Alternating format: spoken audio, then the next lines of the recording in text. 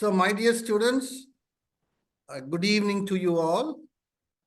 So, amongst us, we have Professor Dr. Jasmine Isaac, a very close friend of mine. And I think she's my sub junior. And she has been a good well-wisher of mine for many years.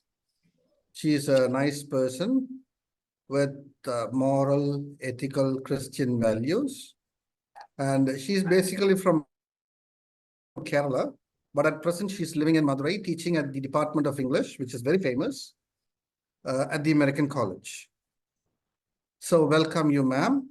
And now we'll have the formal welcome by one of my students, Miss Pumi. Yes, Miss Pumi. Thank you, sir. Good evening, everyone. I'm Pimi Sandunika, fourth-year student from Faculty of Communication and Business Studies, Department of Languages and Communication Studies, Trincomalee Campus, Eastern University. I'm warmly welcome to all for today's Faustus Reimagined webinar based on the Christopher Marlowe's one of the most popular play of Dr. Faustus. Before beginning this session, I take this as an opportunity to extend my sincere thanks to Dr. Rohan Sabarimuthu, Senior Lecturer, Faculty of Communication and Business Studies, Department of Languages and Communication Studies, Trincomalee Campus, Eastern University, for giving this great opportunity. Now I invite Shashikala to welcome our honored chief guest, Assistant Professor of English, Dr. Jasmine. Thank you.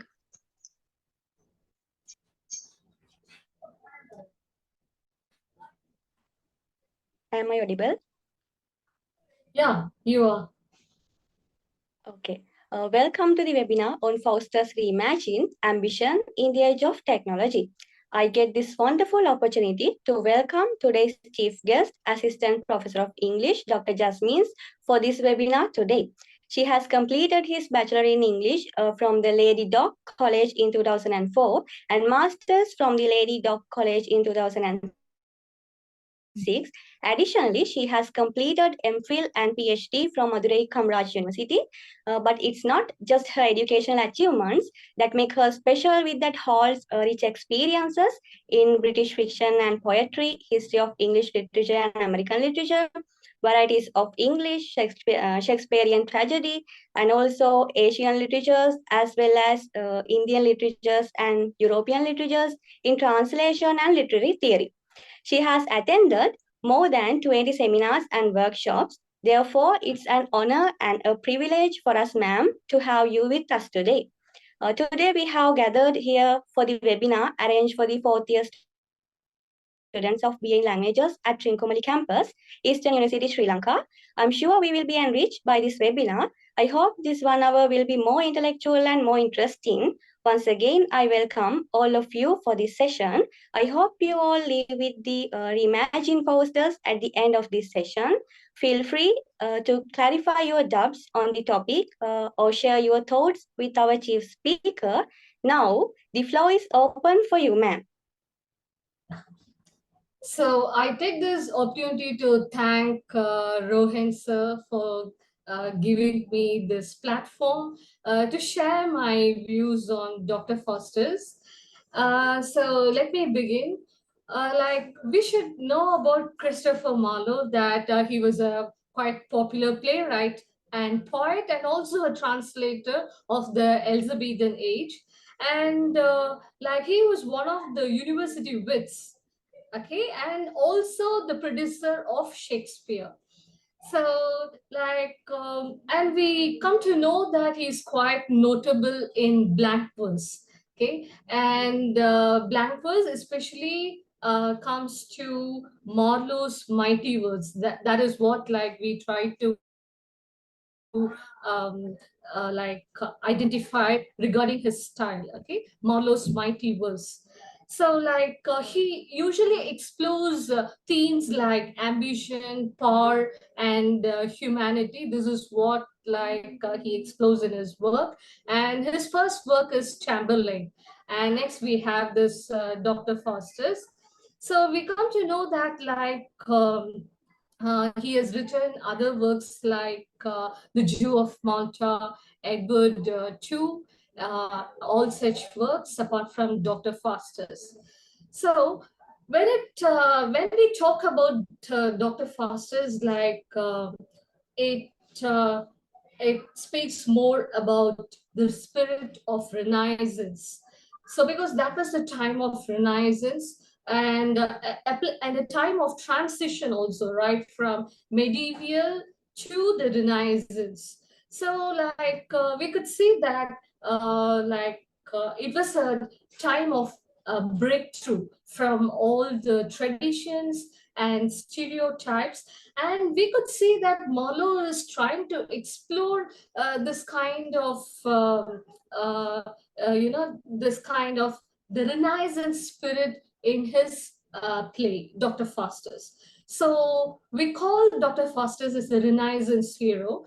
And let me tell you why, because we could see that like the spirit of Renaissance has freedom and then free will, then they call this as a new spirit. Okay, so what is this new spirit? It is individualism, and then thirst for power, and then quest for knowledge, wealth, and power.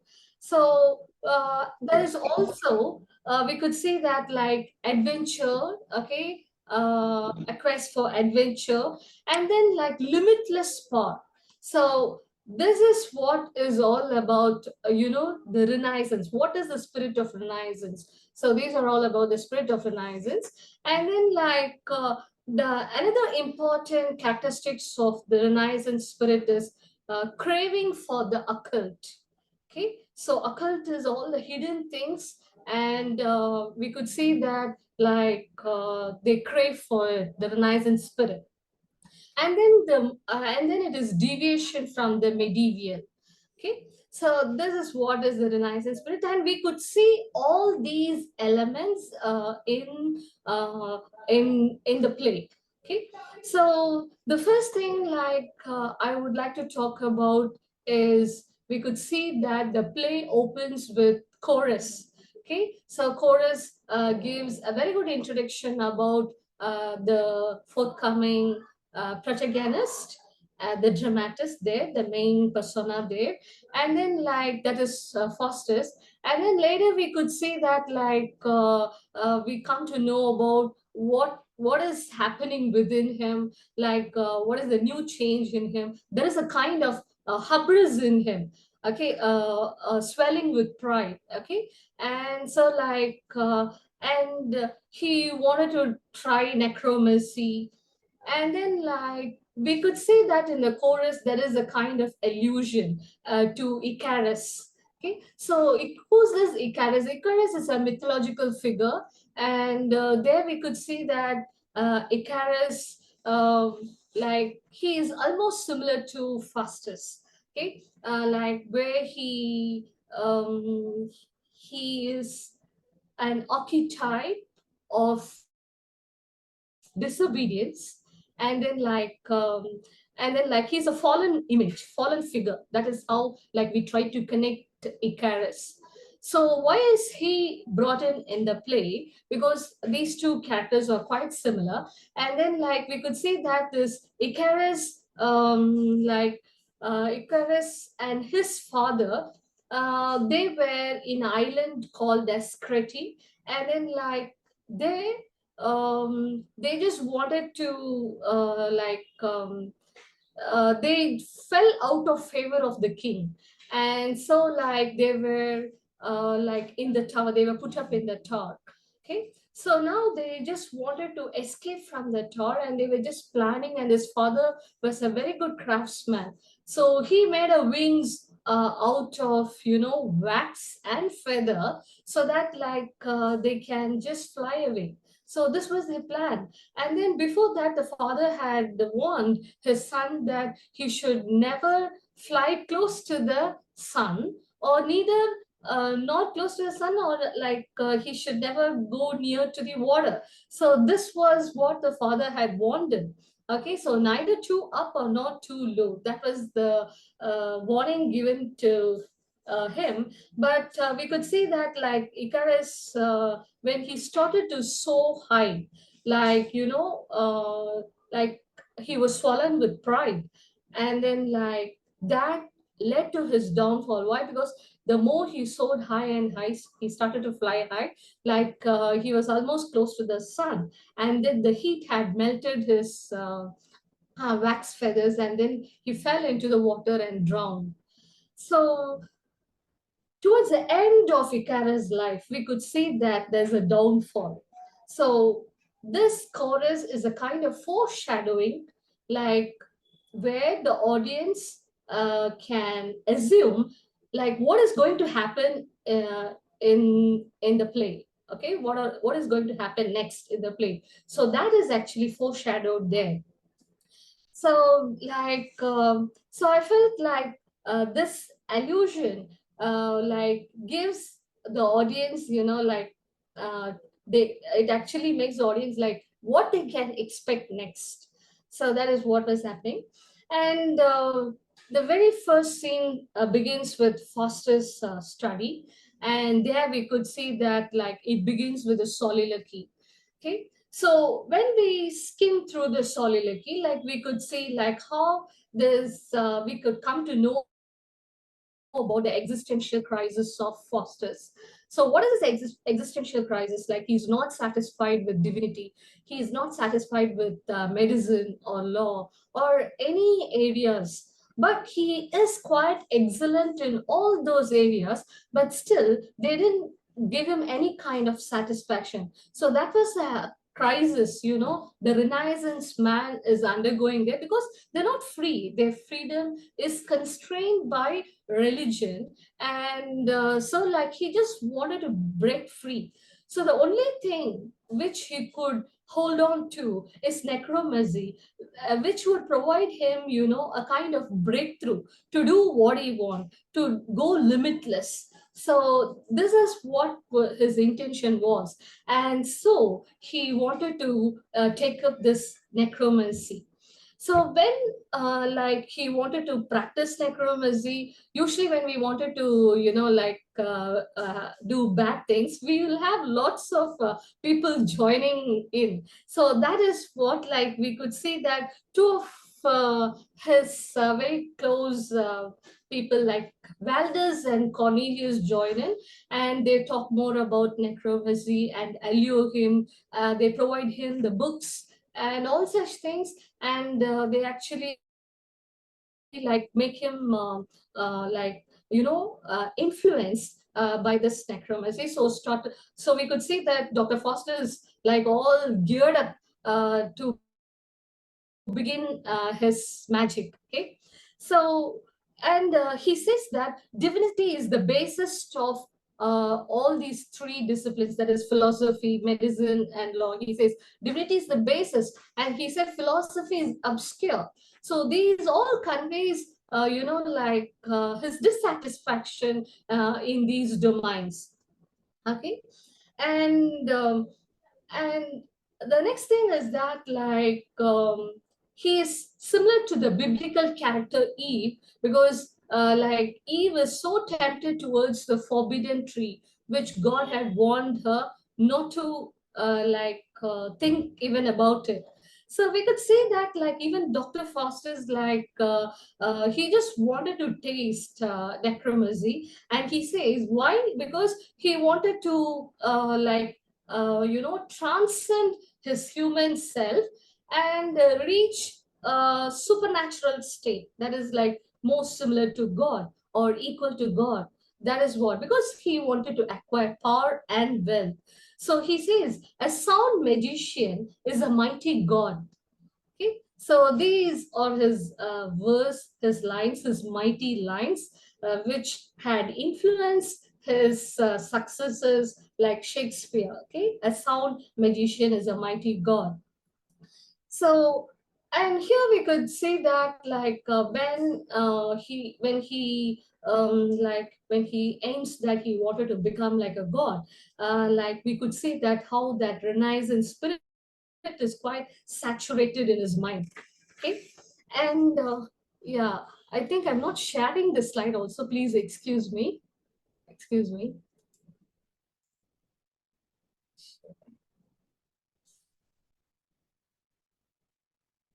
Your slides are frozen, I think.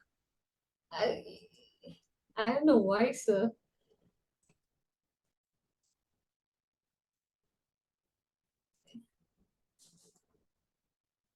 I thought that would give, I worked a lot.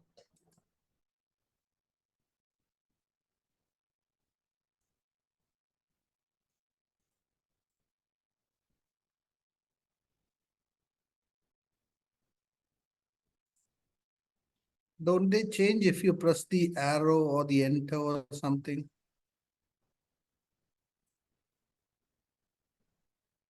But is the slide visible, sir? Is it visible?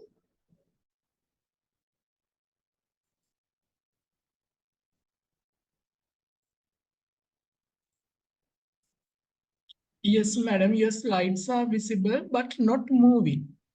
Not moving. Okay. Yeah, if you can, madam, stop sharing and again share. Okay, okay. Thank you. Thank you.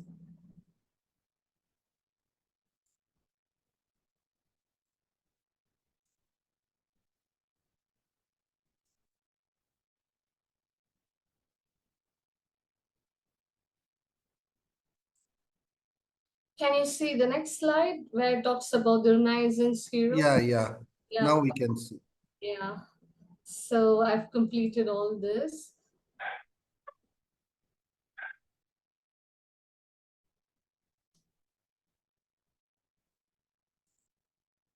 Yeah. So I was talking about the existential crisis and all such things, and the spirit of freedom. And the next thing, I would like to talk about is the grotesque. So what is the grotesque in his play? So we could see that when he first conjures Mephistopheles, like when his appearance is made there in front of Faustus, like he was not able to look at his face because it was so gross and horrible. Okay, and so like he says, you just return back and come like a Franciscan friar. So there again we could see that the divinity comes in there.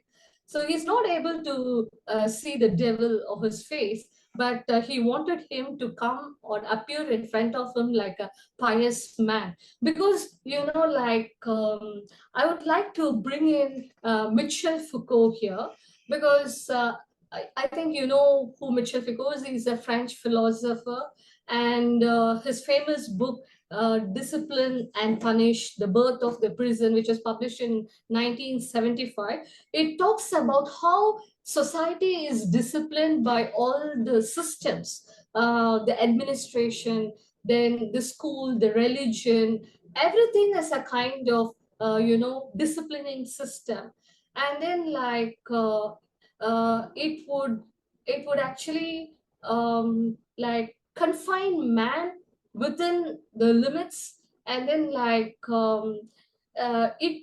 it talks more about morality also, disciplining. So uh, what here so these schools, religion, prisons, all these are institutions which controls the human behavior. And when it comes to like Faustus, like he just wants to break free from all these kind of restrictions, and then like that confines him, and he just want to explore more and more. Okay, so here we could see that the more he wants power, or the more he wants these kind of practice black magic and all such things which is against divinity, he let us see like what he is experiencing there. So the first appearance is Mephistopheles, and then like he's not able to see him at all. But very soon, Mephistopheles says I hear a human who is actually speaking contrary to the divinity, and that's the reason why I make my presence here. That is what like Mephistopheles says. And so he comes, and then we could see that is Faustus. He actually wants to have a, like, enjoy pause and wealth of all kinds. So Mephistopheles says, like, I would provide you everything, but you need to sign a contract with me. Okay, so he signs a will with will in blood. Okay, and the next grotesque thing that is happening in the play is the appearance of Lucifer. Even his looks were quite terrible, and like Faustus was not able to look straight at his face. Okay, and the next thing in the play is the Senecan tragic model. So where we could see that this blood and flagrant injury takes place. So we could see that Faustus cutting his like his hands, and then like with the blood he has to sign the will. And when he was about to sign the will, the blood congeals. Okay, so again we could see like Mephistopheles, he appears with a chaffer of coals, then they melt the blood and they write. You see, this kind of vulgarity, this kind of grossness is the Senecan tragic model, which we see in the play. Okay, and the supernatural elements. There are so many characters who are coming in, like the seven deadly sins. They are allegorized there, and then we also see lots of devils also coming in. I think in one particular scene we could see there is I think his servant, Foster's servant Wagner, he conjures two devils to come in to threaten the clown. Okay, so Balio and all such devils come. So these kind of supernatural elements are there. And then like in another scene we could see that like a horse courser, like he becomes helpless, and then we could see that he wanted because like Foster's had bought his horse for several amount of money, and then like when he goes to Foster's, because like when the horse courser tries to move his horse into the pond, he sees that the horse disappears. You see, this kind of disappearance, grossness all takes place. And when he comes back, like Foster's was lying and he was trying to pull Foster's leg and the leg comes off the body. So these kind of, the gross things happens in the play, and that is why it is close to tragedy. So according to me, like I would call this as an ideal morality play, more than a tragedy, because like after reading Macbeth, Othello, and Lear and all, we could see that the main hero, he's elevated and then he falls from great heights, and there is death taking place. Okay, so like that is actually a tragedy. Here we could say that like this confines more to a morality play. Okay, yeah. So coming to the next one, we could say that like there are lots of transmutation taking place, that is changing of the form from human to the spirit and all such things.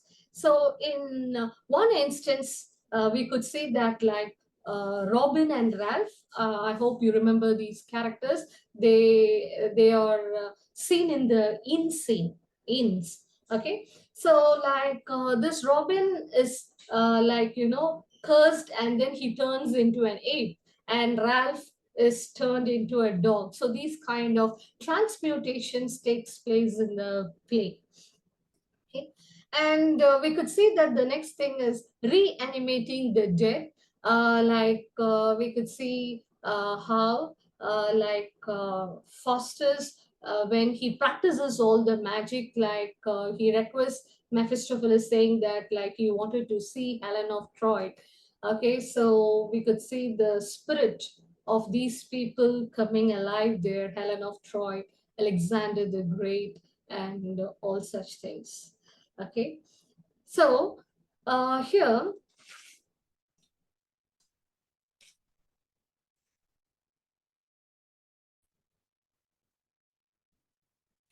Yeah. So here, this like we could see that he brings Alexander the Great and Helen of Troy to please him and to please all the other people, like the people in power, because like he wanted to show to the world that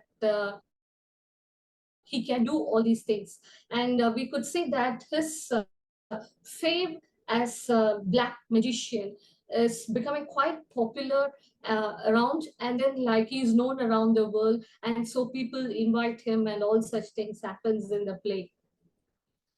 And like one particular transmutation about Faustus is that like he requests Mephistopheles to make himself invisible. He wanted to become invisible because like he visits different parts of the world in a fiery chariot, okay, which is pulled by the dragons.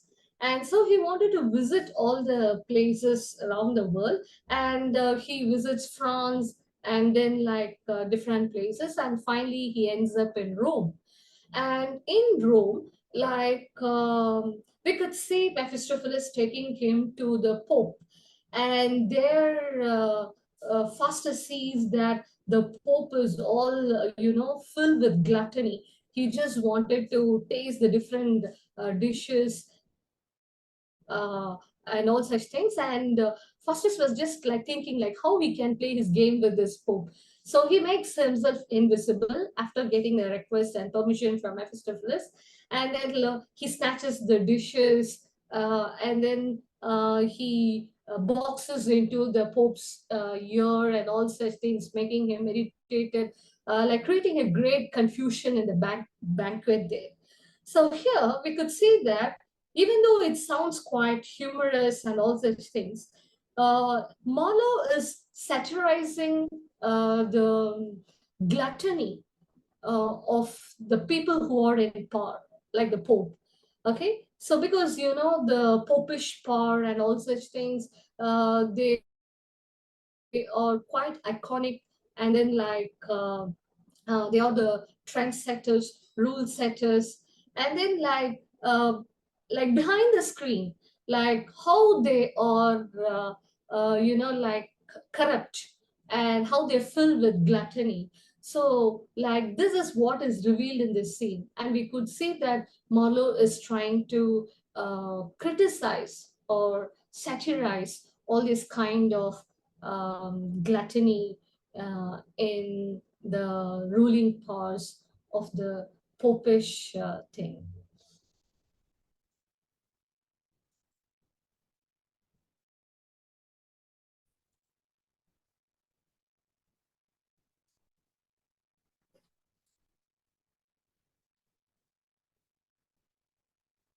So, like,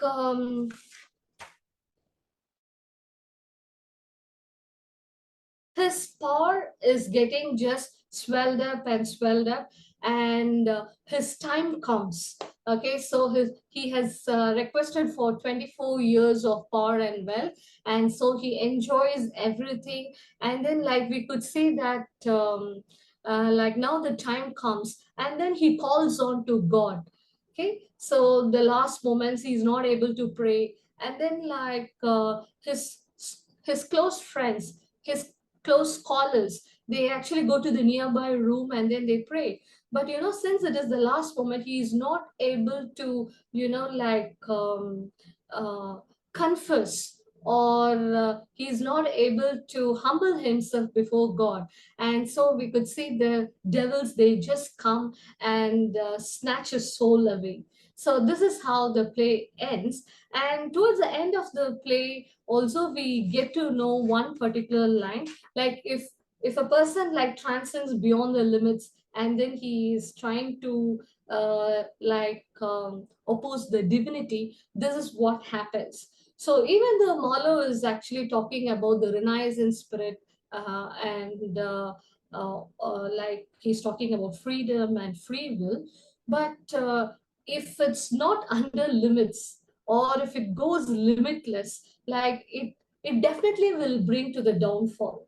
That is what like Marlowe hints in his play, Dr. Faustus. And yeah, and coming to the text. So how can Faustus be reimagined? Uh, that is like with his ambition in the age of technology. So like instead of instead of necromancy, if technology is placed there, what would be the condition?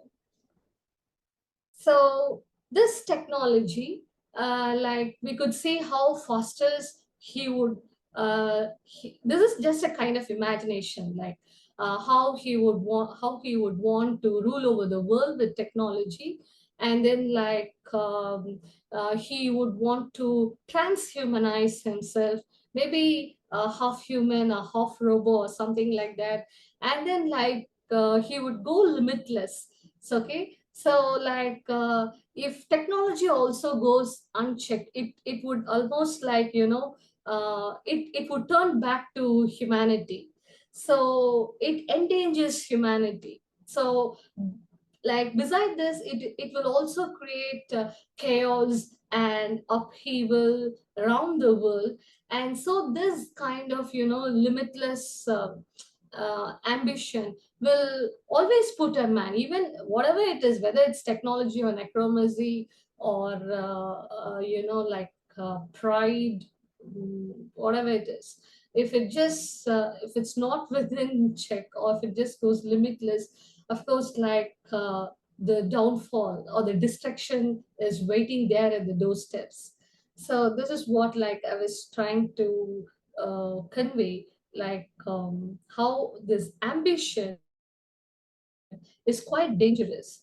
And we could see this kind of similar thing even in Shakespeare's Macbeth.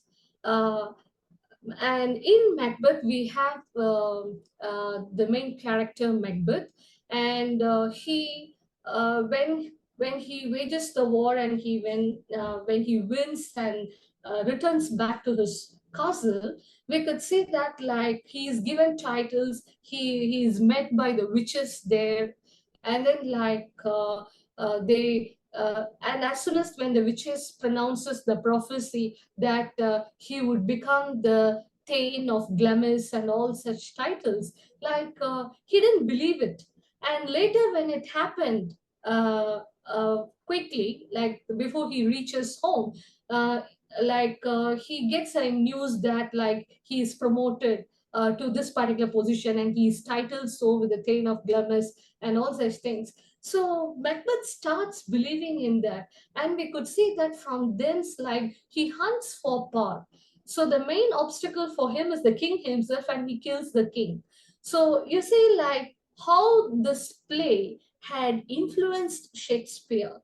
So in Marlowe's time, most of the dramatists, you know, the university wits, they were all like, you know, plays. They write plays, mostly tragedies. We have kids Spanish tragedy, and so many other tragedies are there.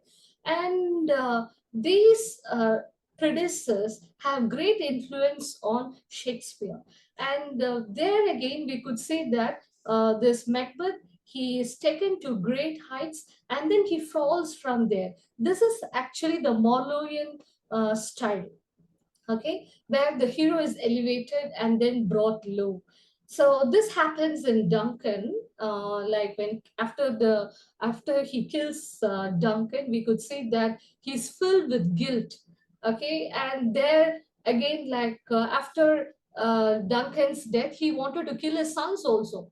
So you see, in order to like reach his ambition, he to reach power, okay, to sit stable in the power, he keeps on committing murders, and finally it leads to his own downfall. So like limitless ambition. So this theme is actually, I think, like it would definitely be taken from Marlowe, because according to me, like after teaching Shakespeare, I saw that Shakespeare had picked up so many ideas. He's a kind of plagiarist, okay, who had taken so many ideas from his predecessors, and he has incorporated that into his plays. But Shakespeare stands unique because of his style. For instance, like if you take this play Othello, we could see that there is one particular scene where Desdemona is kissed by Cassio. Okay, so when this particular scene is related to her husband, that is Othello, like in her absence, like that is Iago's who relates the scene. He says that the good cashier had kissed your wife and all such things. And instead of saying an unfaithful kiss, Othello says it as an unauthorized kiss. Look at the words. This is what the language during the Elizabethan time. And like Shakespeare stands unique from all these writers. And then in another scene, like he says, like, I'll watch him tame and talk. Okay, so to reinstate you in that position, because Cassio had lost his title and all such things, and he goes to Desdemona to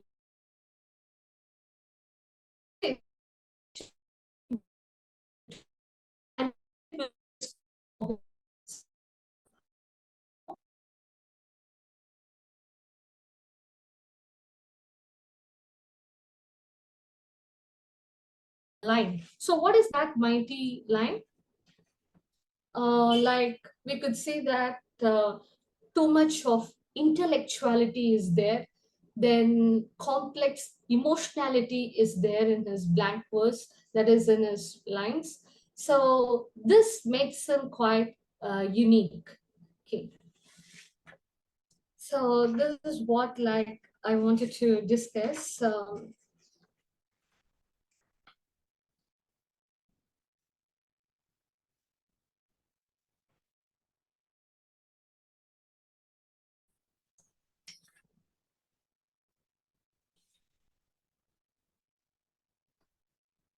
Yeah. So now I think like the floor is open. If you have any questions and clarifications, you can just.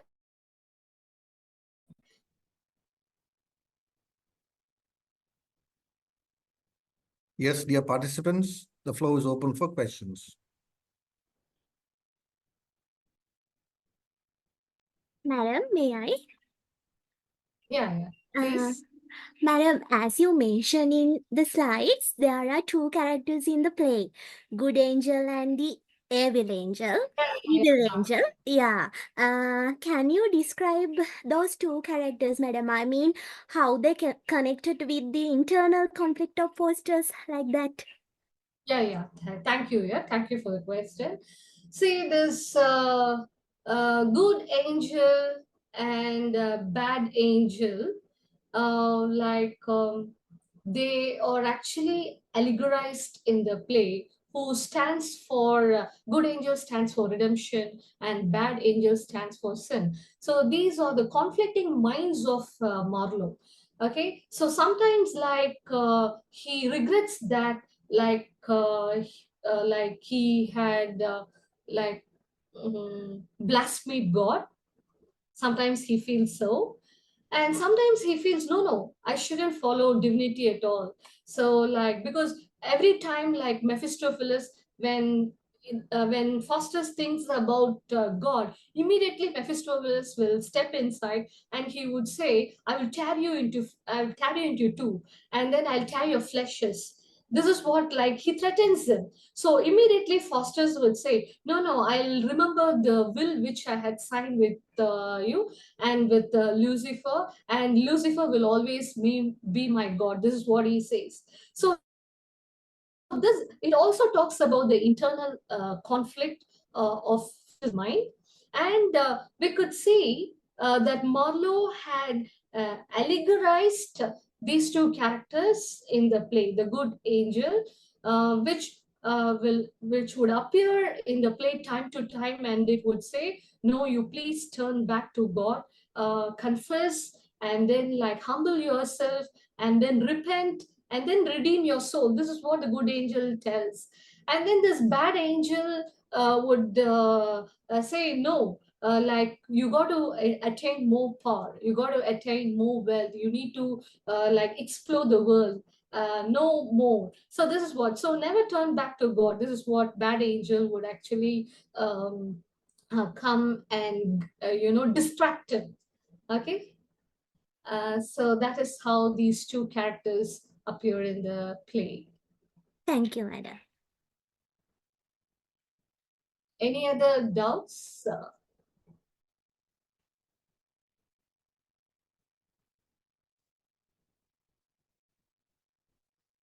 Yes, friends, come on. Like you can also give your suggestions. Maybe like you're all great scholars, you would have read so much, and you can also give some insights. If I have missed somewhere, you can also give your insights.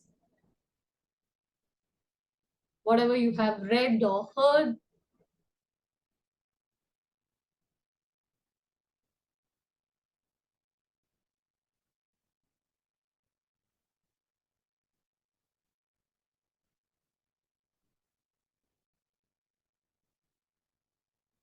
Senanjali, Prashant. Yes, I'm going to ask, can you explain or some suggestions about? We always hear in some stories about Marlowe and Shakespeare as contemporaries. I mean, sometimes Shakespeare, not the author of his plays and everything. Can you say something, your ideas about this sort of stories? You mean like what? Can you be a bit clear? What is he saying, sir? Any books you want me to suggest, or do you want me to So talk more about? No. he wants to know something about the relationship between Christopher Marlowe and Shakespeare. Okay. And also there are stories that say that, things that were written by Christopher Marlowe have been attributed to Shakespeare and stuffs like that. So what are your views on it? Yes, yeah. I was talking about that, like there is like I openly wanted to state that Shakespeare was a plagiarist. Plagiarist, like I think like he steals ideas from, he had stolen ideas from all his predecessors. Okay, so even in his play Macbeth, the very first scene, the witches scene, that was not his idea. He had sat with one of, I think it's Green, I don't remember exactly who this, but he had discussed with that particular playwright, and then like he never acknowledged to the world that it was not his.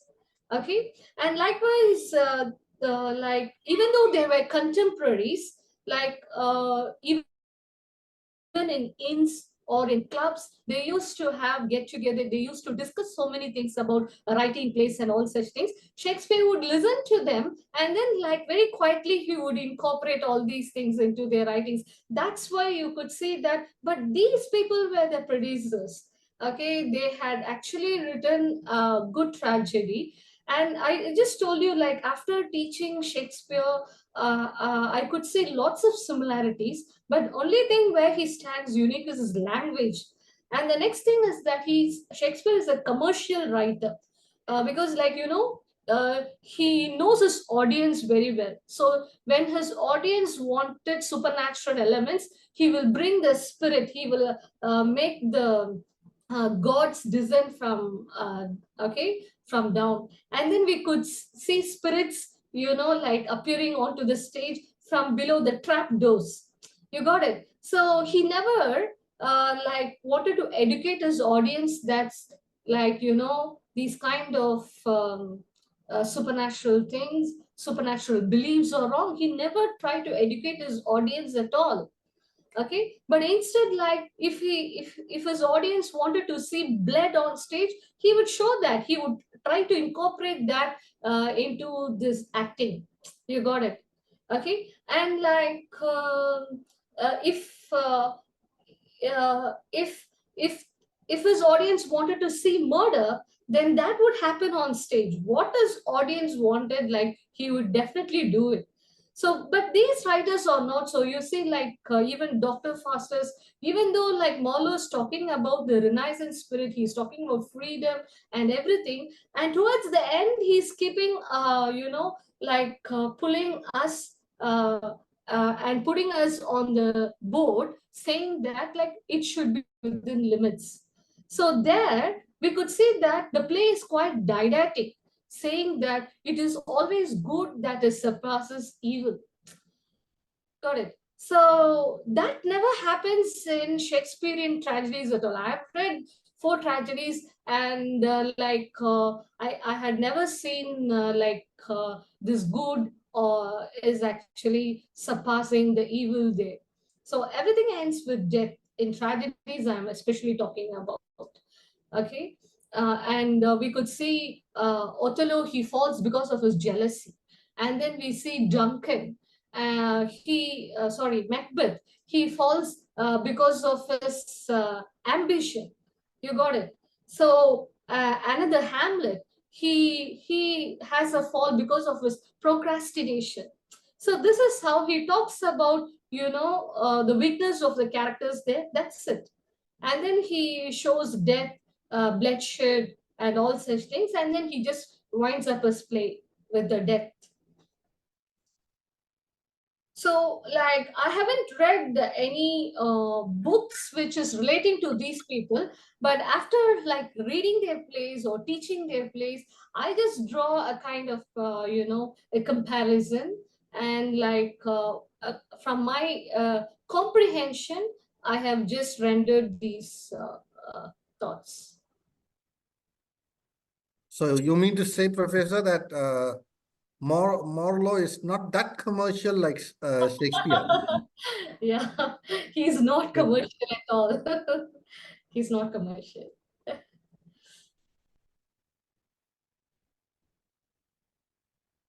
Yeah, Sanduni. There are many people who have joined. The floor is open for questions. Malisha?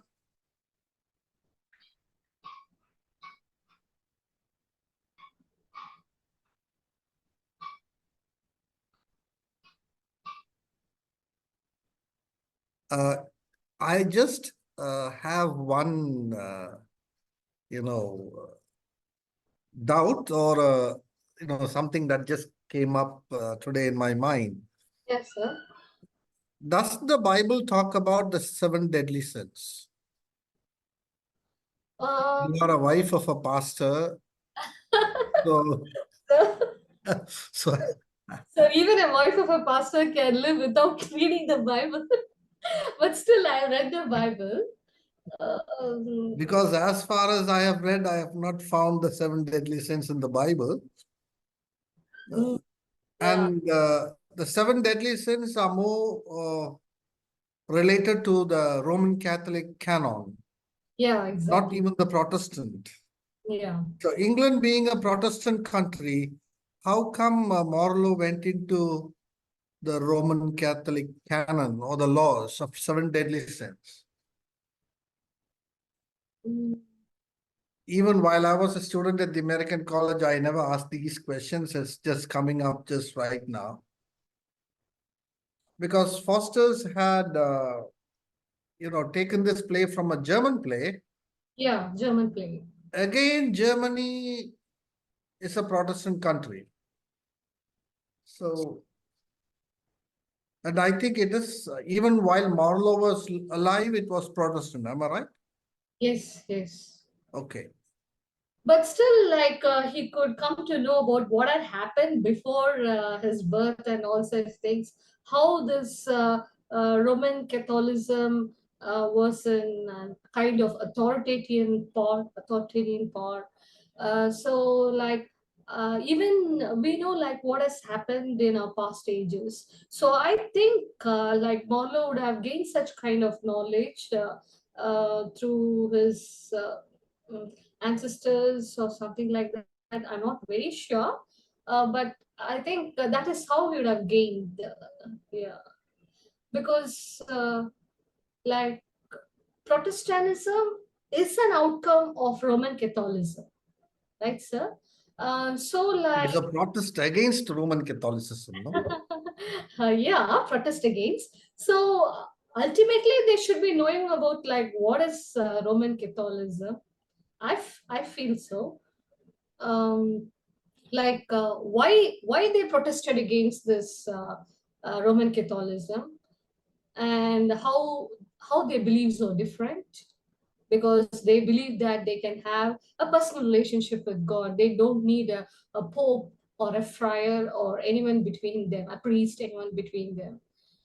So I think like Marlowe would have known about like what is happening behind the screen in Roman Catholicism. Even though like they come and preach, they have authoritarian rule, talking about perfection, talking about divinity and all such things. Like the preachers are not the priest who are in the authority. They're not practicing anything at all.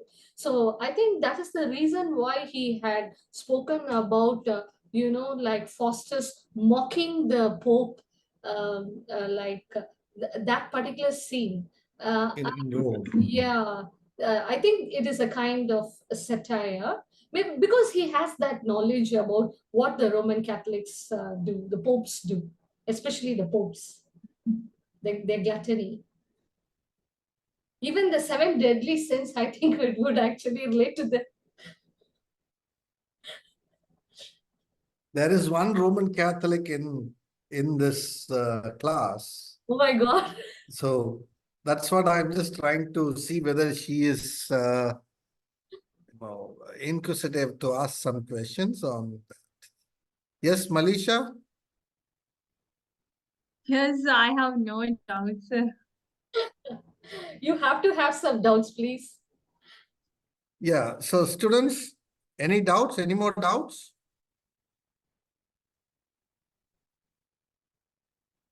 And for the sake of my students, can you explain the difference between Dr. Faustus and miracle play? The miracle plays. Miracle plays. I think I meant to explore that. Okay, ma'am. Yeah, so I think miracle plays are quite close to religion, where it is quite bound to the in divinity. Okay, so Dr. Faustus, like it talks about non-divinity and all such things, necromancy, whereas miracle plays, we could see that they are quite religious plays where it talks about miracle that had happened in a person's life, or the character's life, or the protagonist's life, or the actor's life. So most of the miracle plays, I think, they are for performance, where it would be performed in public, so that like they would perform in front of the public, like how God had really redeemed them, how a miracle had happened. So this is just to lift the soul of the audience, miracle plays. Yeah. Yes, any more questions? Okay, then. Shall we wind up? Yeah, you have a question? Ma'am, you Yes. mentioned about the concept of icarus. Can I you mind explaining it again, ma'am? sure. Well, Thank you, ma'am. yeah. I'll explain that in detail. Icarus' father, Daedalus, okay, he was a good craftsman. So the king ordered him to make a maze, okay. And the reason why they wanted to make the maze is that, like, they wanted to hold a creature which is half human and then half bull, Okay, so that character is called as Minos. So they just wanted to contain that creature in the maze. So after that was successfully built by Daedalus, that is Icarus' father, like later, I don't know, like Icarus and his father, they fell out of favor from the king. Okay, so what happened after that is that after falling away from his favor, they just imprisoned him, the king of Crete, that is the island. They just imprisoned him. And after the imprisonment, like the father I just told you, he was a very good craftsman, and he planned to make 2 pairs of feathers. So the feathers, he was very particular that it should be made of wax, and then the feathers. You got it. The wings should be made of wax and feathers, and he made it very successfully. And then like they planned their escape, so they were able to fly away from the island, sorry, from the maze and from the island of Crete. And then once they have surpassed that island, like the father wants his son never to fly too close to the sky or too close to the sea, because the feather is made, the wings is made of wax and feather. So I think like when he if he flies high, the sun would melt the wings, and like if he goes too below also, the water would soak his feathers. So but once when Icarus started flying, like he felt a kind of limitless freedom, and he was also filled with hubris. And so he flew, like he soared very high and high, and he reached very close to the sun, and it had melted his wings. So he falls down and then into the sea, and then he drowns himself. And that particular place where he fell is called the Icarian Sea.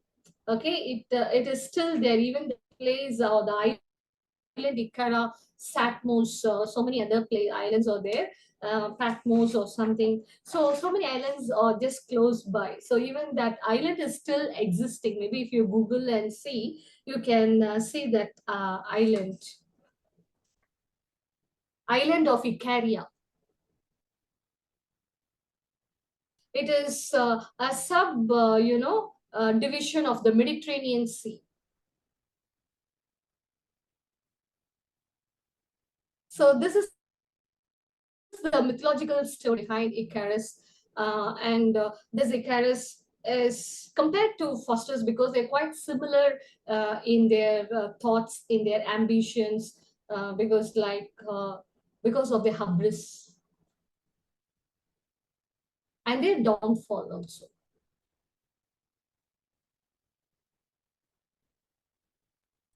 Okay, ma'am. Thank you so much. Yeah.